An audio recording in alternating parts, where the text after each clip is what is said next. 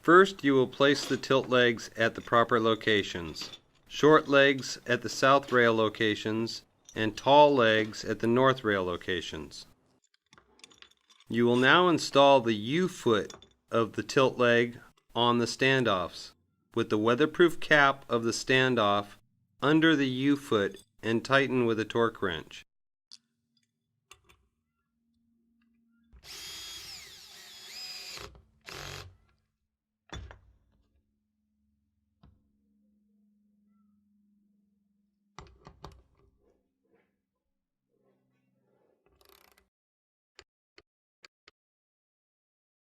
Install the tilt leg in the U-foot.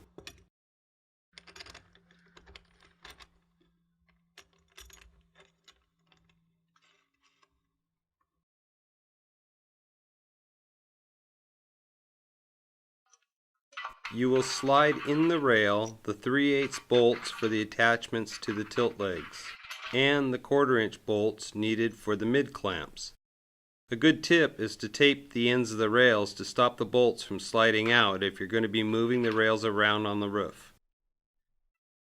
Next, you will lay your rail in place and line up the 3/8 bolts with your tilt legs and attach the rail.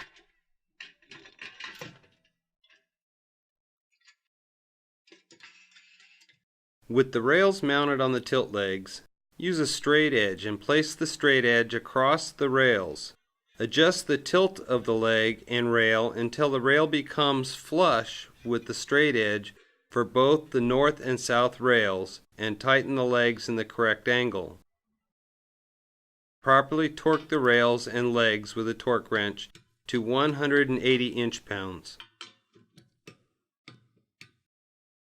For proper wire management, install the IronRidge rail wire clips, 2 per module.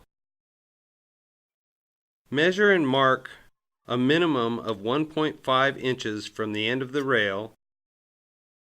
Install your first module and align with your 1.5 inch mark at the ends of the rails.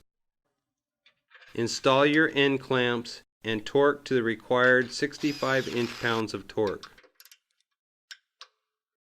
With your mid-clamp bolts placed against the opposite side of the first module, install your grounding weave clip if bonding the module to the rail in your grounding system. And install your next module.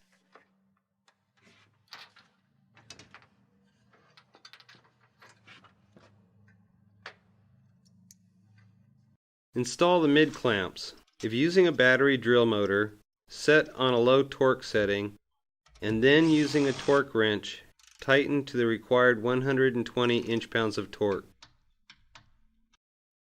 Install the end clamps on the final module and tighten to the required 65 inch-pounds of torque.